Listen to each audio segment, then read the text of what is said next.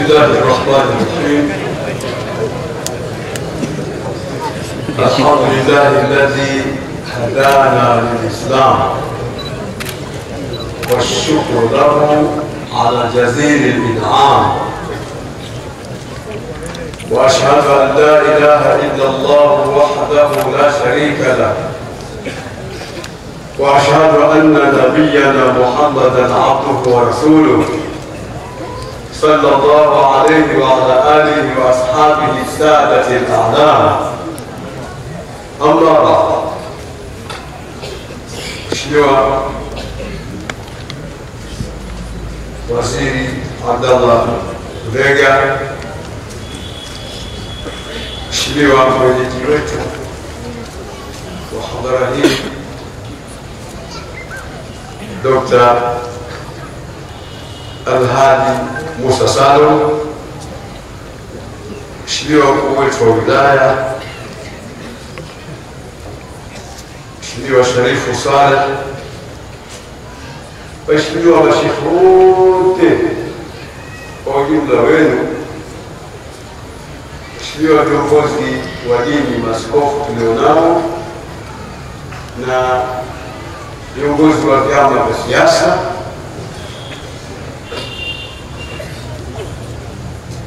Mheshimiwa viongozi wa serikali, kila mmoja kwa ngazi yake na daraja yake, walimu wa madaris, viongozi wa taasisi, wagombea mbalimbali, kina baba na kina mama, vyombo vya ulinzi, vyombo vya habari, wapenzi wa Mtume Muhammad. Assalamu alaikum wa rahmatullahi wa barakatuh.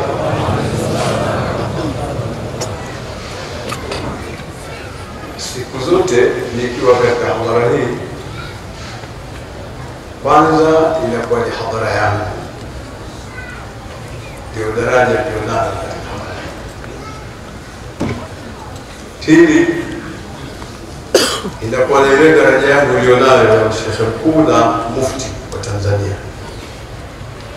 Leo nimelimitiwa, nimepewa uwakilishi na Mheshimiwa Waziri Mkuu wa Jamhuri ya Muungano wa Tanzania, ndugu yangu Kassim Majaliwa, nimwakilishe kwenye hadhara hii kama alivyoalikwa na Sheikh Alhadi Musa Salum pamoja na wazee walioshirikiana nao katika kusimamisha hadhara hii, lakini pamoja na jumuiya ya maridhiano awe mgeni rasmi katika hadhara hii. Kwa mambo mbalimbali yaliyomzunguka na kwa mambo ambayo anayo yanayokabili na ufinyu wa wakati aliokuwa nao, ameniomba nimwakilishe katika hadhara hii. Na mimi si mwanasiasa, lakini nalazimika kulipokea na niko hapa katika kumwakilisha. Mheshimiwa Dr. Alhadi Musa Salum, waheshimiwa wazee na viongozi waliosaidiana naye, Sheikh Alhadi Musa Salum, waheshimiwa katibu wa maridhiano na waziri wote wa maridhiano na viongozi wote wa maridhiano, Mheshimiwa Waziri Mkuu wa Jamhuri ya Muungano wa Tanzania, kwanza anawashukuru sana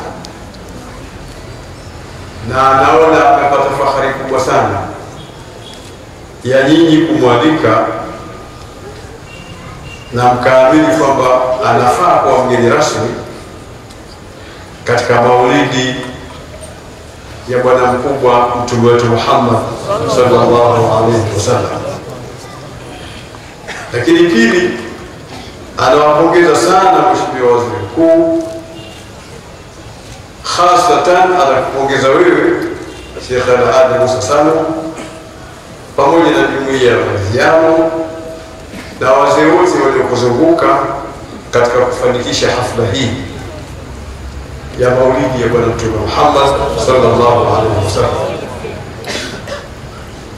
Lakini pili, anawapongeza kwa mara ya pili kwa kazi kubwa mnayoifanya na viongozi mnaposhirikiana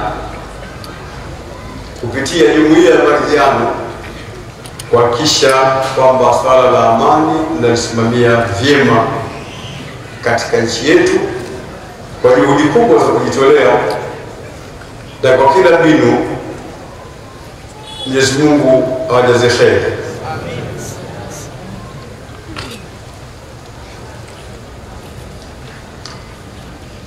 Ameniagiza niwadokeze kidogo swala la kudumisha amani ambalo limezungumzwa sana na mashekhe waliotangulia mwanzo.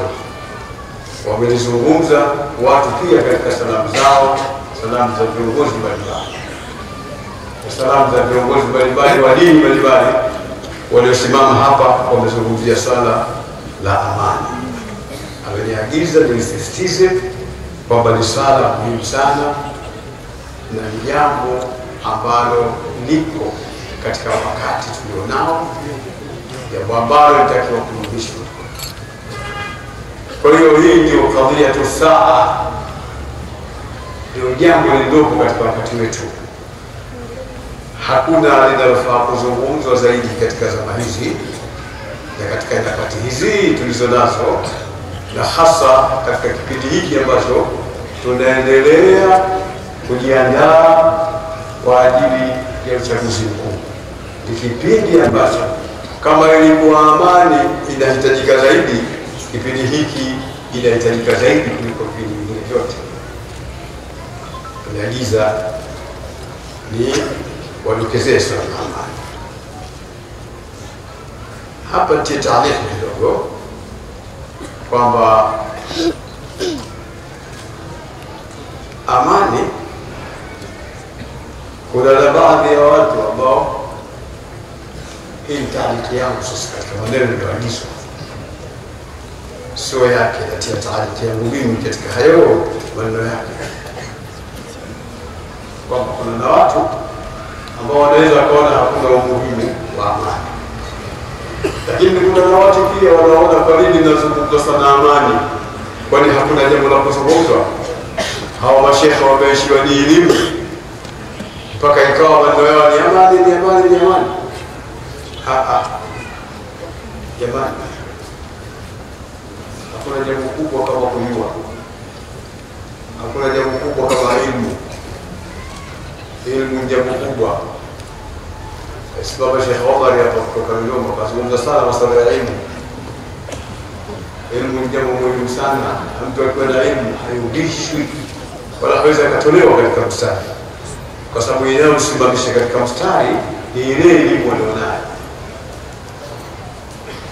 Kwa hiyo Mheshimiwa asema tuendelee kuhimizana kama mashekhe, tuendelee kuhimizana kama ustadhi, tuendelee kuhimizana kama mahatibu, tufanye kazi ya kutoa khutba katika msikiti, katika hafalati, katika zetu mbalimbali, kuhakikisha kwamba swala la amani ni jambo letu, ndio daidani yetu sisi Waislamu.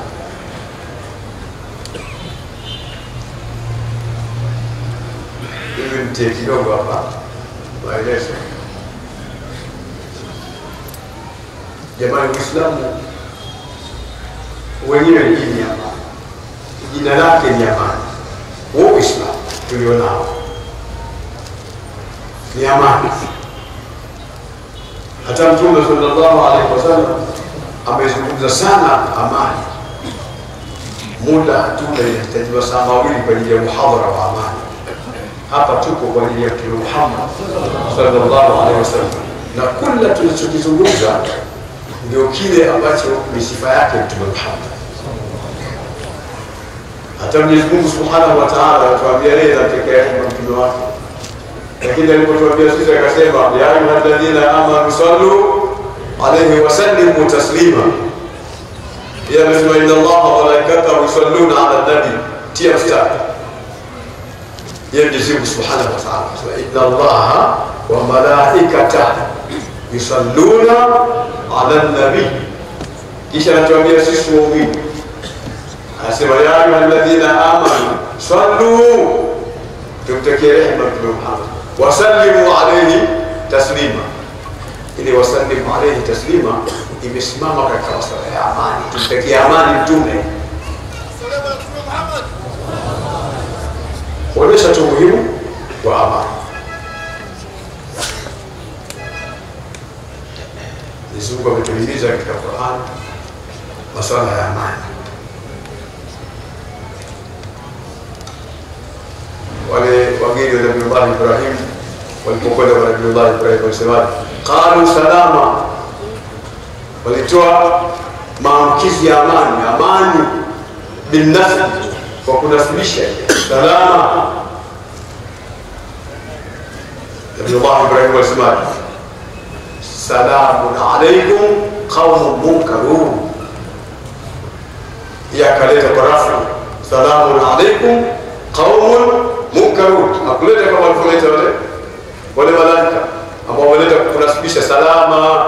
Qalu salama, yeye akasema salamun alaykum qawmun munkarun. Tena wale ni watu ambao walikuwa hawajui. Nabii Ibrahim walipoingiliwa na wale wageni alikuwa hawajui yeye wale ni watu gani, ni wageni kutoka wapi, hajawagundua kama malaika au ni wageni kutoka wapi. Walikuja na shirki za binadamu. Waliposema salama, yeye akawajibu salamun alaykum, amani shuke juu yenu, qawmun munkarun, watu ambao sio maarufu, sio wenye kujulikana mbele zangu, watu siwajui kabisa, qawmun munkarun. Nabii Ibrahim alayhi salatu wasalam naye anajibu kwa amani. Huu wote ni msisitizo wa swala la amani. Kwa hiyo Qur'ani nzima ukisoma vizuri utakuta msisitizo wa swala la amani. Lakini hakuna jambo kubwa kama jambo la kuingia peponi. Kuingia peponi tayari unaingia katika nyumba ya kheri ya amani, nyumba nzuri na kila kitu. Lakini Mwenyezi Mungu ataambia watu wenye kuingia peponi, anawaambia nini? Amkumbuke mshiki udkhuluha bisalami al-aminin, ingieni katika pepo kwa salama na kwa amani. Sasa pepo si kila kitu. Mtume anatueleza katika pepo fiha mada aynun ra'at wala udhunun sami'at wala khatara ala qalbi bashar. Yani katika pepo jicho halijapata kuona kabisa, masikio hayajapata kusikia, masikio pia hayajapata kusikia. Wewe umesikia vitu vingi katika dunia na kuna vitu vingi umeviona. Hivi vyote vilivyoko duniani na yale yote unayosikia katika duniani, uko peponi utakuta vitu vipi ambavyo vilikuwa havipo katika duniani. Hukuwahi kuvisikia wala hukuwahi kuviona. Vipya. Ni mahala pazuri. Kuna mito, kuna nini, kuna kila kitu, kuna vyakula, kuna hurul ain kaamthali lu'lu'il maknun. Wanawake wa peponi hawana ngwadu katika kujibu, hawana chochote, kila kitu kipo. Lakini Mungu anawaambia watu wa peponi waingie peponi, udkhuluha bisalami, ingieni kwa amani. Kwani kuna kukosekana kwa amani katika pepo? La hasha wa kalla. Ni katika kuhimizwa watu umuhimu wa amani, kuhimizwa watu umuhimu wa amani. Lakini maamkizi yao watahiyatuhum fiha salam, maamkizi ya watu wa peponi ni amani. Hakuna maamkizi mengine, ni maamkizi ya amani. Hakuna shikamoo, hakuna masuala haya. Ni maamkizi ya amani.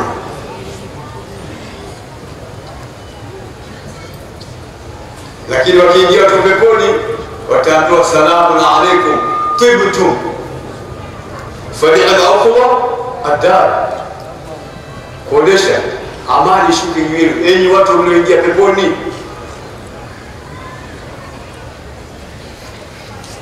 Illa qila salama salama, amani ndio kitu ambacho tumoja kwa basi sio bora wazungumza amani sana. Sasa ni Muislamu sijui amani. Sasa ikiwa Uislamu yeye ni amani, itakuwa ndio kuzungumza sana nini? Jambo la amani, waweza kusali bila amani. Hadi maelezo kutilia maelezo yanagiza mheshimiwa waziri mkuu, lakini waziri mkuu ameniagiza tena kujitokeza siku ya kupiga kura kwa utuvu na kwa amani, kisha mapema watu waiweke ile siku, wajiandaa tarehe 28 kwa ile tarehe 29 kwenda kupiga kura, kwa sababu kupiga kura ni haki ya kila mmoja, ni haki ya kila mmoja. Basi na wewe usipoteze haki yako ukaacha kwenda kupiga kura, mpigie wewe wote unataka kapigie, kwa sababu hata kama utakuwa na chuki kama utaki kwenda, sio utapita yule sio utaka, haijakusaidia chuki, haijakusaidia. Utakuwa kama mtoto mdogo anakasirika, kwa hata kikula anakasirika na kibia na nini, akirudi chakula kimekwisha, analia tena mara ya pili, sililio ukakimbia, kwa ile kwa kilio cha pili analilia, analetea chakula kingine kipi, leo kimbia mwanzo kwa ndio mfumo. Lazima tuangalie namna gani kufanya haki yetu. Chagua mtu unayemtaka, uwe na uchaguzi, ikhtiyar ni kitu muhimu. Wa rabbuka yakhluqu ma yasha'u wa yakhtar, Mungu wako anaumba kitakacho na anachagua. Hata Mungu anachagua katika mambo yake, kwa hivi uchaguzi wa Mwenyezi Mungu Subhanahu wa Ta'ala. Na wewe jitokeze tarehe 29 Oktoba mapema, umeshaswali, umeshamaliza jirani zako msikitini, muomba Mwenyezi Mungu Subhanahu wa Ta'ala siku yako ile iwe siku ya kheri na baraka. Baada ya kutakiwa katika salatul fajr, baada hapo muombe Mwenyezi Mungu muombe amani, muombe baraka, muombe riziki Mwenyezi Mungu Subhanahu wa Ta'ala, kisha nenda kapige kura yako. Shamaliza kupiga kura narudi nyumbani, unaendelea na mambo yako mengine kama kazi yako, kama ufanya biashara, kama nani, endelea na mambo hayo. Kwa hiyo mheshimiwa waziri mkuu katika yale aliyoagiza niyaseme, kumsemea ni kujitokeza siku ya tarehe 29 mwezi huu wa 10 Oktoba 2025 kwa ajili ya kupiga kura. Ingine ndio hili lilomalizia kuwa na maamuzi bora, sio bora maamuzi. Wenyewe wananiambia na watu wawe na maamuzi bora, sio bora maamuzi. Bora maamuzi wa kufanyia tu sabaha au kujifanyia uonekane kama unaweza kwenda, au maamuzi yatakuleta tija kwa maslahi yako wewe mwenyewe kama mwananchi, lakini kwa maslahi ya taifa kwa ujumla. Mwisho, kwa maagizo yake anawatakia wote Waislamu na wasiokuwa Waislamu, bali wa Tanzania wote kuwa wasikivu, watuvu, kuzitumia fikra zao vizuri, kuyahifadhi na kuyafanyia kazi mawaidha yaliyotolewa na mashehe pamoja na nyasia mbalimbali zilizotolewa, lakini na salamu zilizobeba ujumbe mzito kutoka kwa viongozi wa dini, viongozi wa siasa ambao wamekuja hapa wakatoa salamu zao, na akthar yao wametoa salamu zinazohusiana na amani, kwa sababu amani ndio jambo lidogo. Mimi niseme hatuna jambo katika kipindi hiki zanguni Uislamu zaidi ya amani. Amani tunaweza tukaizungumza sana, ili uone amani kitu cha muhimu. Namalizia hilo langu mimi ya Waziri Mkuu ni mkia tu, dhaili wanaita watu wa Hindi. Huu ni mkia tu kutilia maneno ya Waziri Mkuu. Mimi nataka kutoa mfano mzuri sana, afu mtafanya fikra au wasomi walio madrasa ni umuhimu wa amani. Ndani ya mwezi wa Ramadhani kuna usiku unaitwa Lailatul Qadr, usiku wenye heshima, usiku wenye heshima. Katika sura Al-Qadr aya 3 zimetembea katika kutaja inna anzalnahu fi Lailatul Qadr wama adraka ma Lailatul Qadr. Maelezo: Lailatul Qadr khayrun min alf shahr.